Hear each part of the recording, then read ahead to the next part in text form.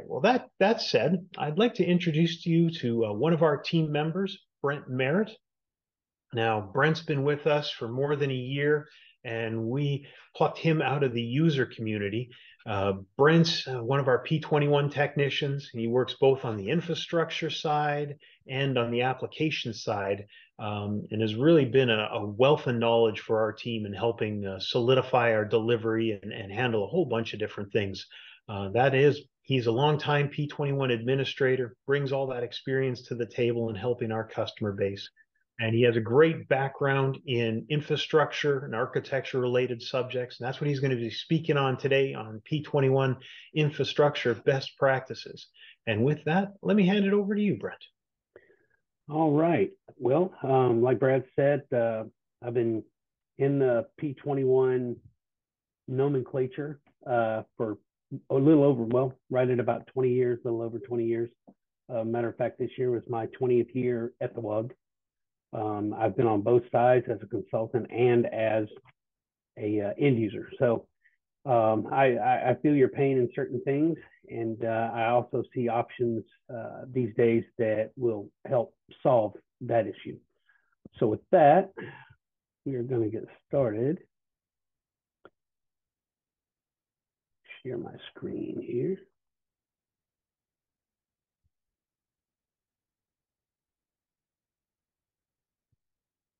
Here.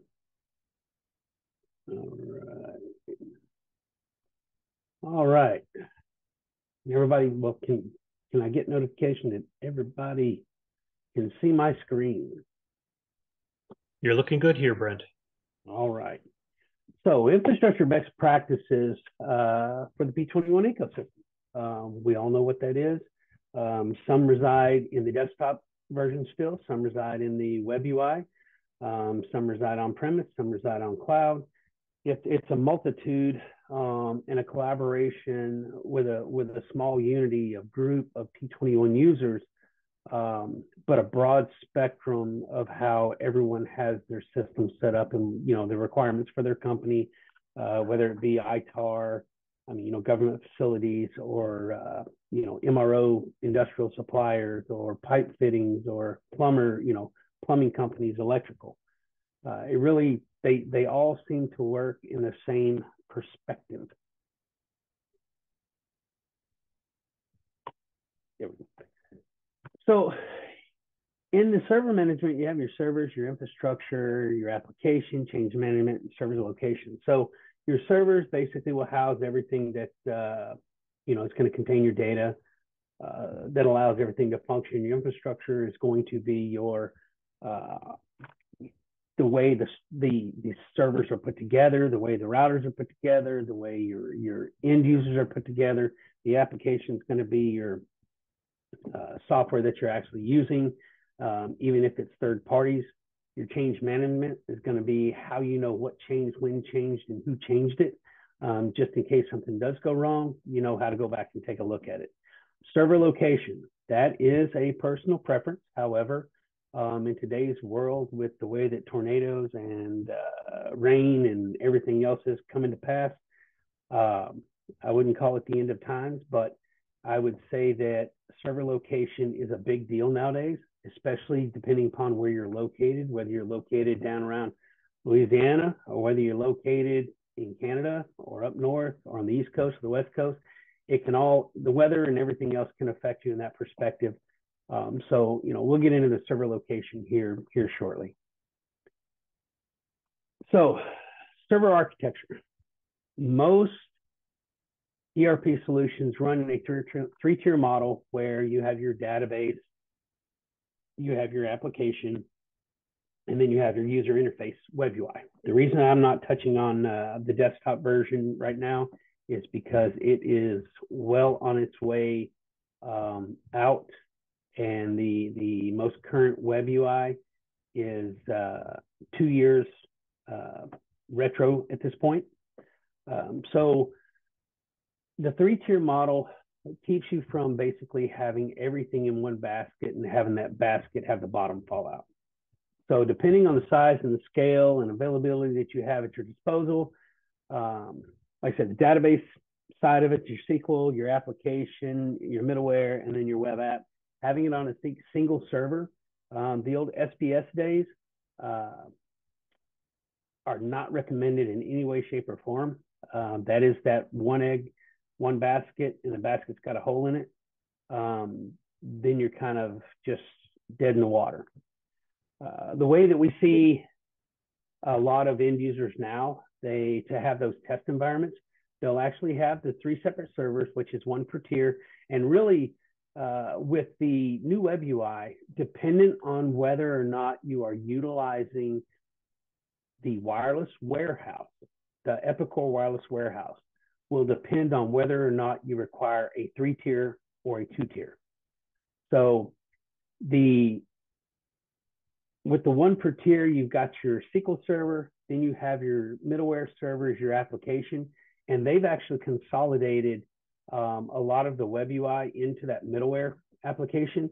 And with the wireless warehouse, the web UI, the web app, as I would say, it's a separate install. It contains an extra layer within IIS that gives a brand new interface to the scanner guns. And that just became available in 2023. So that's why I say that it's now basically a tier 2. Unless you have wireless warehouse, it would be a tier 3 model. For your test environments, depending on how large or how many instances you're looking to use for test, it is recommended to have the same set that you have in your original tier set of a SQL and a middleware. And if you have that web app server, then you would have 3 other servers just to keep it out of your production environment. You can, however, to save on licensing costs and so forth, which is not uncommon at all, to have a single server and house all of your databases on it, as long as that server has the ability with the cores, RAM, and storage space to be able to accommodate that amount of data. And then, of course, your common application servers would be the separate instances. And with the new web UI, installing instances is really a wonderful thing that they've done, because instead of having to install that desktop in multiple directories and manually doing everything, now it's what do you want to call the instance, and install. And it will automatically create the folders. It puts everything in place, and it just makes for easier management. And it's easier for your system admins to take care of upgrades and that sort of thing. It is easy to cross-contaminate the reports and other common files, because a lot of folks don't think about the fact that when they do that install, and best practice is not just to have everything in one folder, but it's to have a single P21 shares with a folder called P21 Live, P21 Play, P21 Test. I'm not bringing up in the month because in 2023, you no longer have to have an end of month. You don't have to keep it separated. So that's the reason that's not brought into this conversation. But what they talk about the cross-contamination is that if you only have that one folder with reports, form scripts, and so forth, all layered into one single folder, even though they're separated within that, if you point your play or your test to the same direction and you modify that report, it modifies it for your whole environment. And you're wanting to keep those separated so that you can make changes to a report or form and test it, and make sure that it functions correctly. That way, if it doesn't work correctly, then of course it's not affecting the rest of the rest of the company, the rest of the users. So you try to maintain good folder structure for each instance. My suggestion in that perspective is, do not have reports on one server and other things on another server, because when you go to either do an upgrade for your server, move servers, you're looking for something, having them in so many multiple places, because I will be honest, a lot of the users that we talk to, they do not have the documentation that's required They do not maintain the documentation that's required to keep that information consistent. So it's a whole lot easier to keep it within one directory and then have your subdirectories and have each one broke down by the different instance. Load balancing. This is a fun one.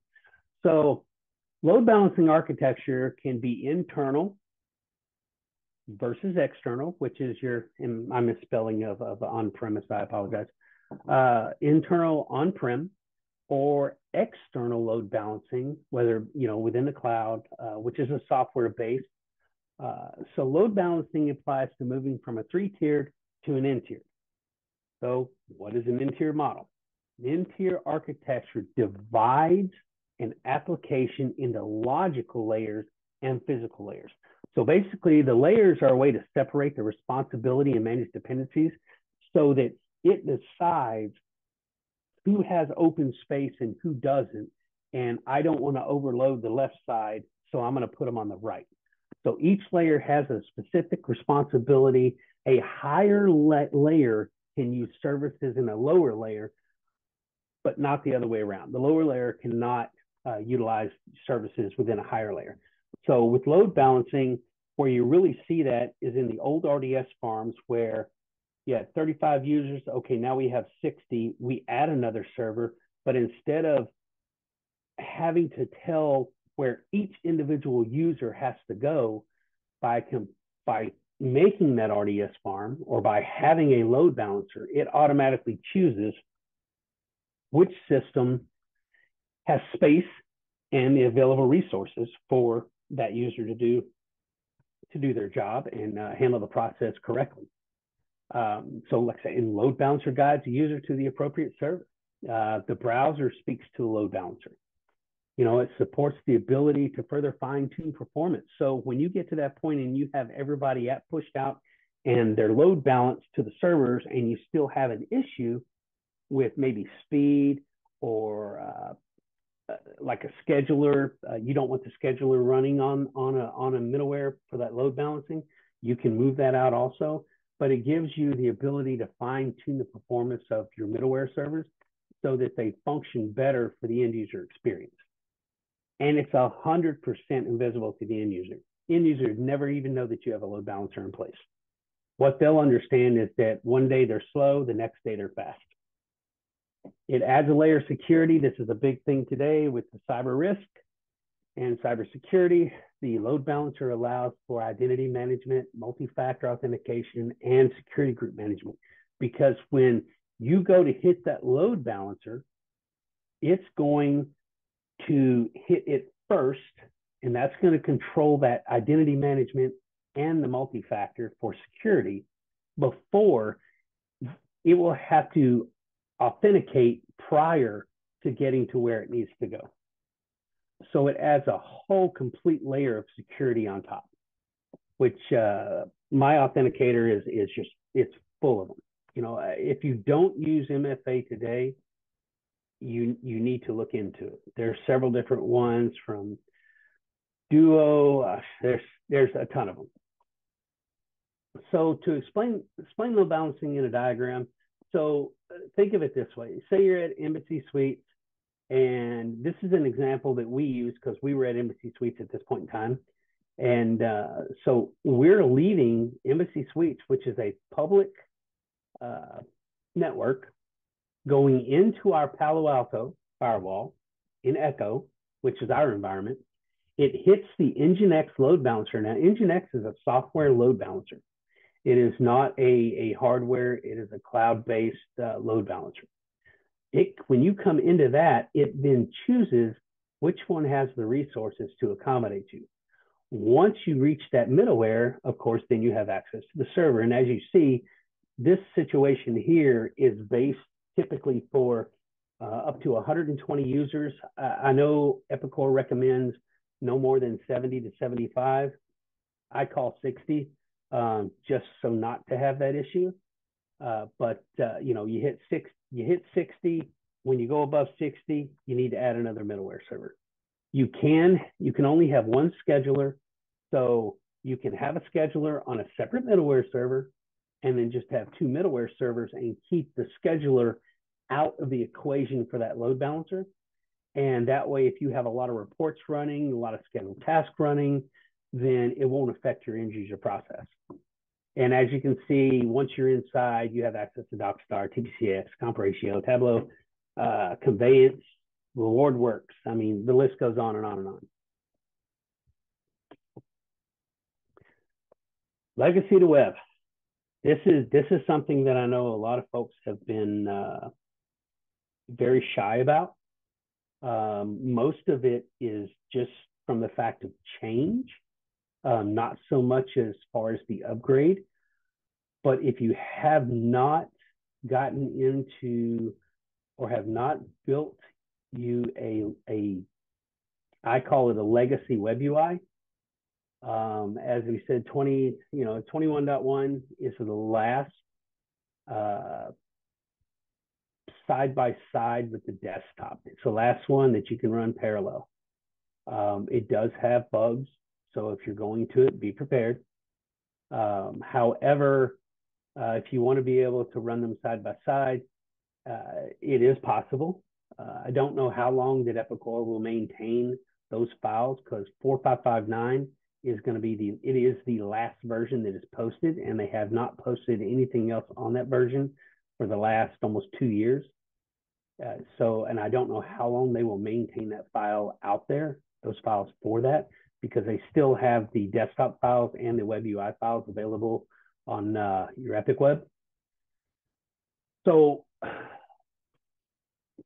the legacy, of course, is installed as a thick client on workstations, or it's installed on, RDS farms, which RDS farms are very easy to manage. You don't have to touch the workstation. You have it installed on every workstation. When there's an update, every single workstation has to be updated, and it can bog your whole network down until they're all updated. Not to mention, if you have road warriors and they are on a VPN and they log in, it can I've seen it take anywhere up to an hour to just get a simple upgrade on a workstation. With the RDS farms, of course, they're great. They were great for their purpose. They still are, even for workspaces. It communicates directly to the SQL. But if you have 2 or 3 or 4 of them, then you have to manage 2, 3, or 4. The support for traditional customizations and Dyna changes, third-party development, all of that stuff still relates to that. 21.1 is the last legacy client, and support for it ends in November for the desktop. For the desktop legacy compliant, and I want to say this again, support for it ends in November. There will no longer be any updates for the desktop. They will support you from a problem issue, but they're going to tell you you need to upgrade. And that's just from dealing with Epicor myself, and dealing with customers that are still on the desktop that run into issues. The first thing they say is, well, it's fixed in the next version. And usually it is. So, just keep that in mind, that time is getting short. And really, if you're going to do it, it doesn't take that long to get folks into the web UI once they start using it. But there is a process that really has to be taken to force that. I suggest in a web UI in a hybrid environment, and I can tell you now, do not install the hybrid P21 client, because you will have problems trying to get rid of it. But as far as running those side by side, I found that a plan of, when you first start, 3 days a week on the desktop, 2 days a week on the web UI, and in the process, turn your RDP off so they can't access it, or the end user will access it, even though they're supposed to be on the web UI. And after about 2 or 3 weeks, you swap it. Now you're on the web UI for 3 days a week and the desktop 2 days a week. And by that time, more than likely, they're not even going to touch the desktop. And then within 60 to 90 days, you can actually go live. The web client, any browser, but Epicor recommends Chromium based. So anything that is not Chromium based is not recommended. It was actually built on Google, on the Chromium side of Google Chrome. It does work with Brave. It does not work well with Opera. It does not work well with Edge. Even though Edge is supposed to be a Chromium base, there's so many flavors of that Chromium out there that the one that Epicor will recommend to you is Google Chrome. Beyond that, they really won't recommend any other browsers. I will say if you have servers though, use a browser like Brave or something of that nature that is Chromium based on your server, because Chrome has added in their last couple of updates. There's a lot of things that run in the back end services, and they cause a lot of slowdown in the server. It didn't used to be like that, like 6 months to a year ago, but since these latest updates with Google Chrome, it doesn't affect the end user, but it will affect your server as far as the browser on there. The hybrid client, no longer recommended. I mean, if you're thinking about it, I'm just giving a word of advice. It's not worth your time. It's not worth your trouble. And it will be a lot of trouble when you try to get away from it. The web UI, it communicates with the middleware. And the middleware is what communicates with the SQL. So it just makes things a lot more easier to get into and have access.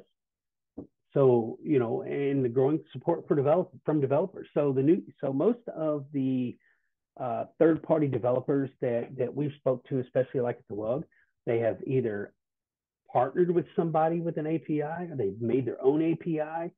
Most of them are with the times. They are caught up. They're ready to go. They're working with them.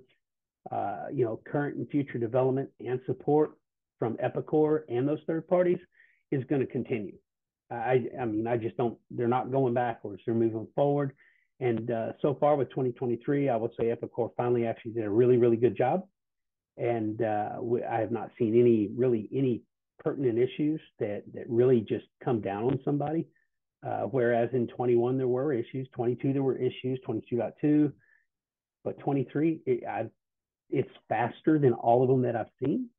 I think they rebuilt, and Brad Van Bodegard will vouch to that they did something that fixed the searching and so forth. So it's like super quick now. Scaling, server scaling and performance. So hardware resources, you know, it boils down to CPU, disk space, your speed of your network, where your equipment is. If it's old, antiquated equipment that can't handle, you know, a gig or 100 megs a gig, the RAM, and you don't want to overcommit as far as, like I said, with your hypervisors and your SQL licensing, you can use the appropriate drivers, especially like we use VMware. So like VMXNet 3, you know, we just want to make sure that you use the correct drivers because that will cause you issues with the network. Don't just use a generic because that will cause you problems. There is a hardware sizing guide, which we follow as we do pay attention to their initial recommendation. So pay attention very much so to the virtualization recommendations and start from there and then work your way up. It is a great base, but then of course, adding cores, adding RAM, and so forth, you know, don't get yourself into a licensing spot where you have more servers than you have license, because those licenses are going to cost you way more than those servers. And you could have just stayed with one and just scaled up instead of scaling out. And, you know, bigger servers or more servers. So like the middleware and terminal server user limits, where we're talking about the RDS, you know, RDS farms, you know, we'll push the terminal servers to the side. It all comes down to user limits. So with the old RDS, it was typically 35. They would say 50. Middleware, they say 75. I say 60. And that's just from being able to watch end users work. And we deal with some environments that have 300 to 400 end users, if not more. So we've seen them where they have, you know, 5 middleware servers, and then a schedule server. So we've kind of seen it. We've seen it from a single middleware all the way up to just huge environments. Licensing costs, again, when you start scaling up, your licensing costs are a whole lot cheaper than when you start scaling out. Because when you purchase another server, you're purchasing a whole new license for that server to accommodate the software that's going to be on it. You know, the options for redundancy and failover protection, you know, are you mimicking? You know, are you completely replicating between servers and so forth? Are they in multiple locations and you're replicating between those two locations? So, and typically that only runs with the on-prem. With a cloud environment, it's a whole lot easier to manage. Plus, if you need more RAM or need more processor space in order to do some testing, it's very simple to call your MSP and say, hey, I need more RAM and I need more space, but I only need it for 30 days to be able to test it. And typically they'll let you test it. And if it works for you and you really need it, then of course it can be done typically in the middle of the day without any interruption to your current system or end users. So that's the plus side to that. You know, adding RAM, it's adding space, it's simple. Whereas you're on-prem, you got to shut everything down, turn it off, take it apart, put it in, and so forth. Server security, disaster recovery testing, you measure RPOs and your RTOs. So RTOs, to explain that real quick, RTOs and RPOs are both critical elements of disaster recovery. So in order to migrate against irreversible data loss and consequent damage to business and revenue, you know, due to a fire, you know, just a typical potential natural disaster or an electrical fire in the building or something, water, tornado, it's fundamental to prepare for the worst case scenario. So, you know, you always want to be prepared. So what is RPO? RPO is recovery point objective. So the RPO tells you the maximum tolerable amount of time that can pass between the time of the latest backup and a disaster. So with RPO and RTO, you're actually calculating how much disaster recovery I have to have in order to get me back up and running in the shortest period of time. So with, what just happened?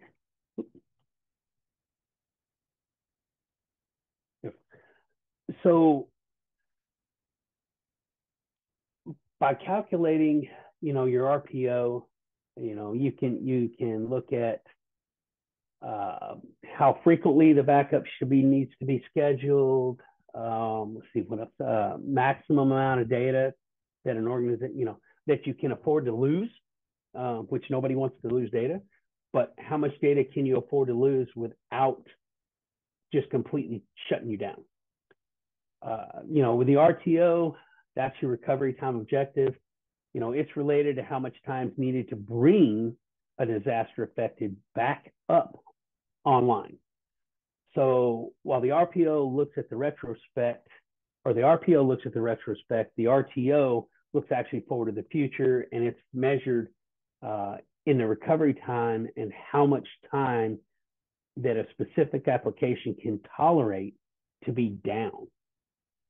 So essentially, you know, it references the max threshold of downtime that the business can actually endure before detrimental damage is caused. Calculating an RTO and RPO is the first step in figuring out your optimum backup and disaster recovery plan. You know, and maximizes the, you know, minimizes the risk of disruption, you know, and you know, you want to make sure that you have that continuity plan with a maximum allowed threshold or tolerance so that you can actually recover when, you know, natural disasters happen. I'm a testament to that. I remember Katrina. I remember Oliver Van Horn. The water was up to the top of their server rack. All of their servers were completely underwater. They lost almost everything if it had not been for a cloud replication of their database.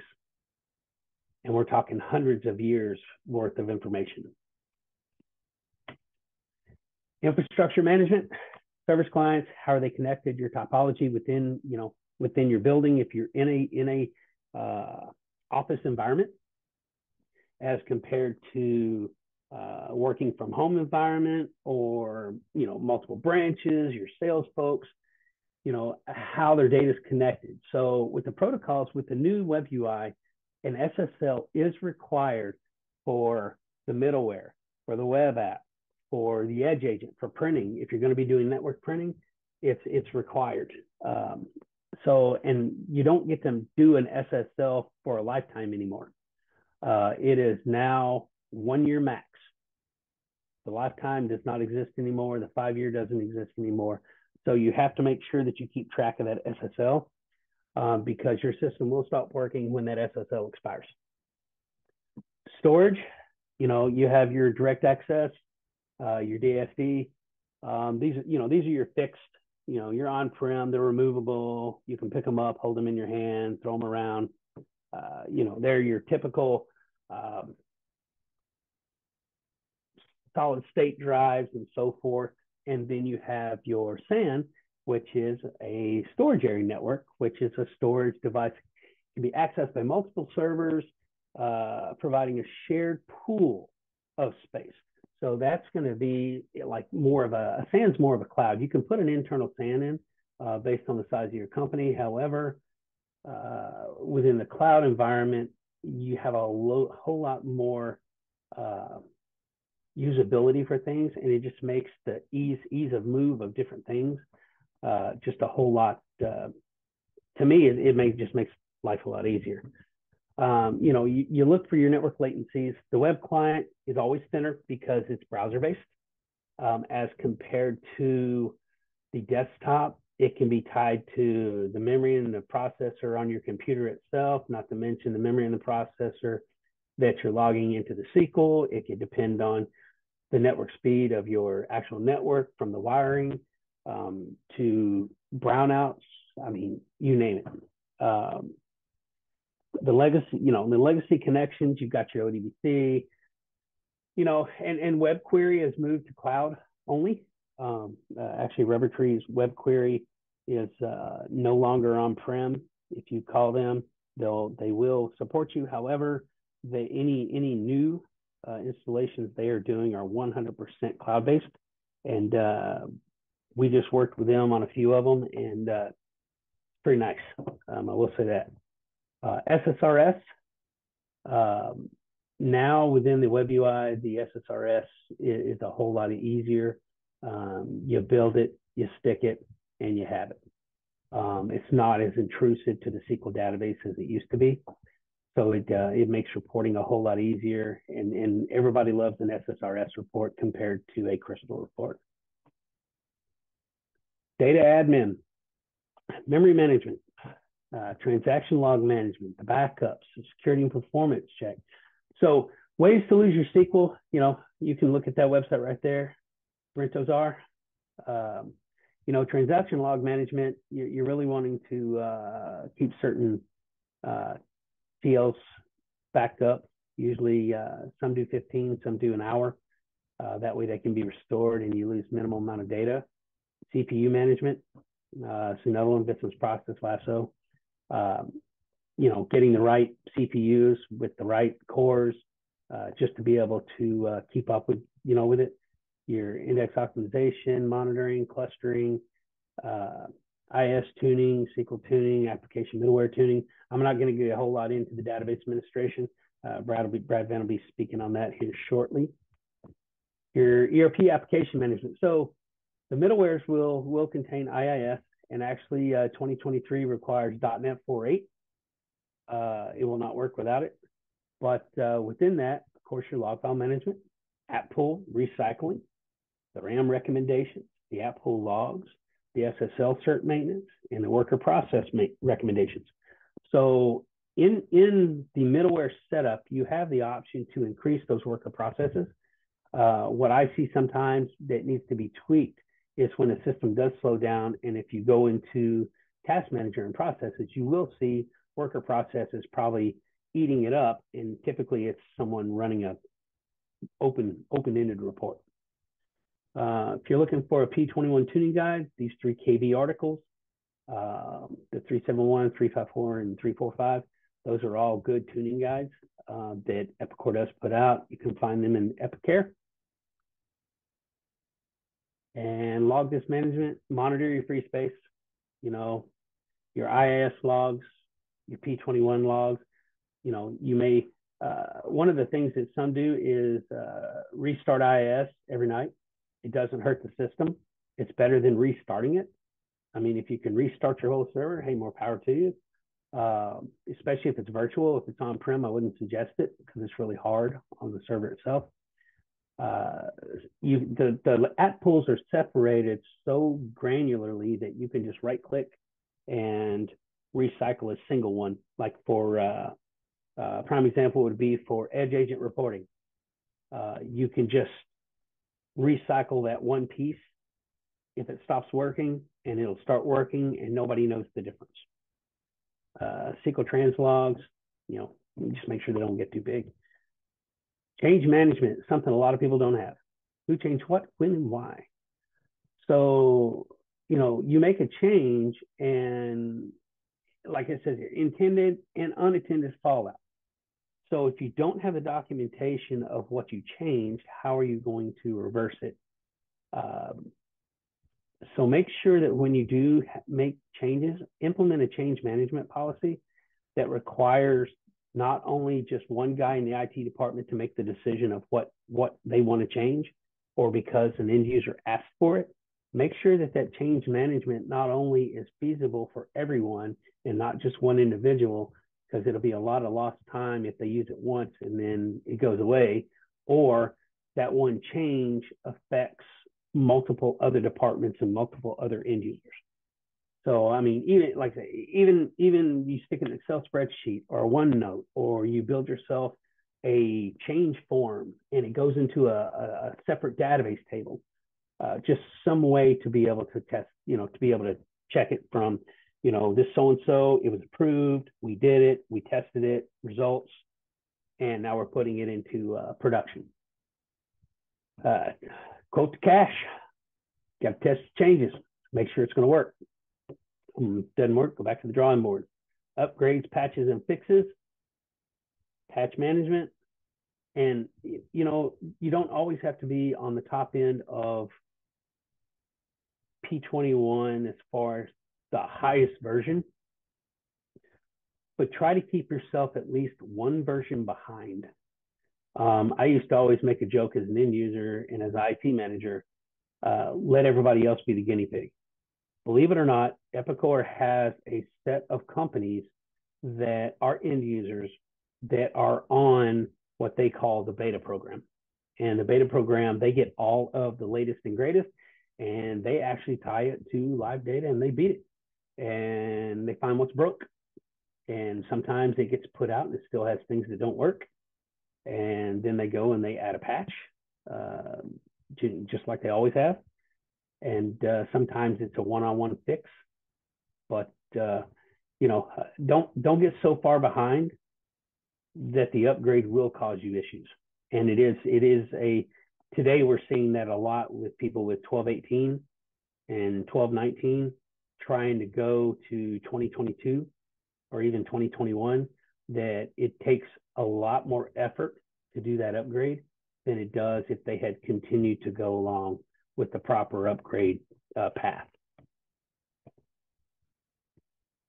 Application layers, you've got your seats, you know, which will be your, you know, your end users, your ERP application, delivers the application, the customized delivery method. You've got your data, which is your SQL database, copy to live, play, data replication, import, export, and your middlewares. So your SQL, IIS, P21 middleware. The operating system, of course, the servers, virtualization, storage, and networking. So within these are your application layers that are going to be basically what builds the foundation of not only your ERP system, it's going to build the foundation of your end users, the departments, the company as a whole. And in the end, once everything is working together and the policies and the procedures are put in place so that everybody is on the same page when they come in to be trained, it just makes all the difference in the world. And when it does and everything comes together like it should, the company works like a final machine. So, I hope you enjoyed this. If you have any questions, feel free. All right. And thank you for that, Brent. And we do have one question that came in here, and it was related to with the updates in Chromium that can slow down the server. Do you have any recommendations on settings in Chrome/Edge that can alleviate that? On the servers themselves and the end users, what you'll find is that there's certain functions within the web UI in Edge do not work. I have put this task up to Epicor, and I have yet to get any kind of response. So with like I said, with like Brave, Google Chrome, there's not a whole lot to them. But Microsoft built the latest Edge on a Chromium backend. But with it, they have a lot of the Microsoft flavors built in and a lot of the security aspects. My suggestion with the Edge is play with it, because nobody really has been able to give a straight answer. Everything I get from Epicor is use a different browser.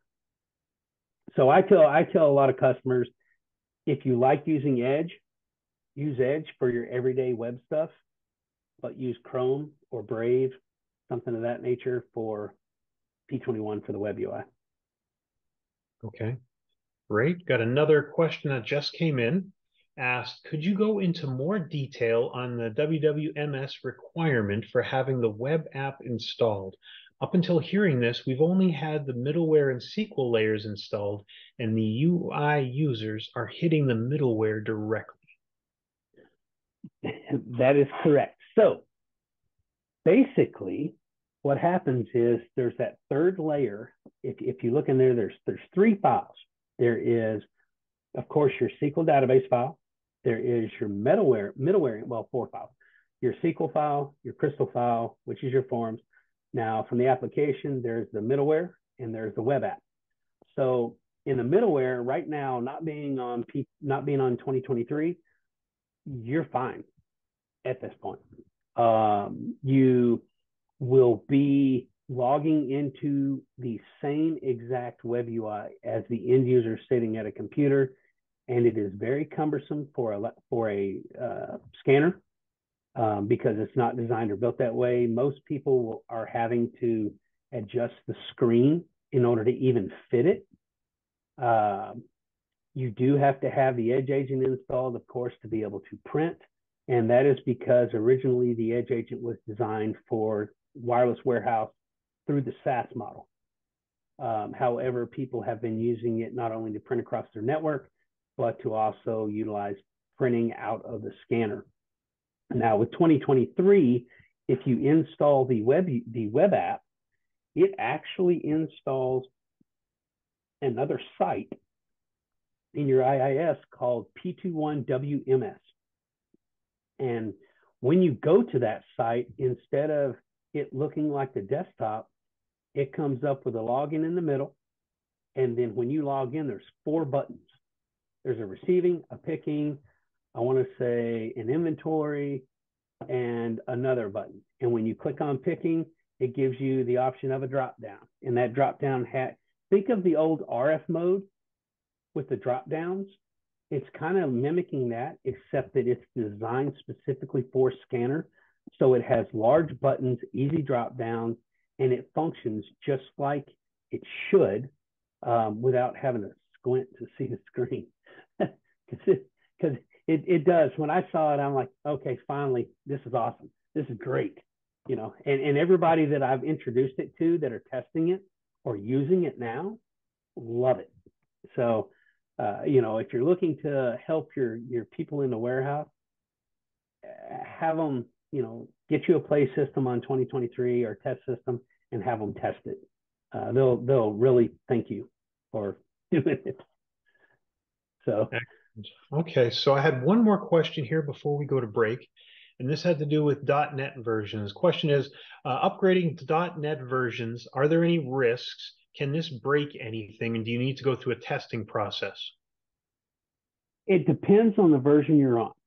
So if you're on the old 12.18, 12.19, you're going to be on like 4.5, 4.6, maybe 4.7.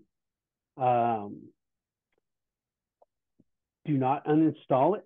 That will break it. When you do go to 4.8, just do the upgrade.